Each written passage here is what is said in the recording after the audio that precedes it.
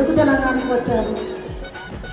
మేము తెలంగాణలో జరిగే బోనాలు పండుగ చూడడానికి వచ్చాము. అవునా, చాలా సంతోషం. ఎందుకంటే బోనాల పండుగ మా రాష్ట్ర పండుగ. ఇది చాలా ముఖ్యమైన పండుగ మాకు. ఇది చాలా ఘనంగా జరుపుకుంటాము. చాలా ఉత్కంఠగా వేచి చూస్తున్నారు. ఓం నమః శివాయ, ఓం నమః శివాయ, ఓం నమః శివాయ. ఆవాహయామి.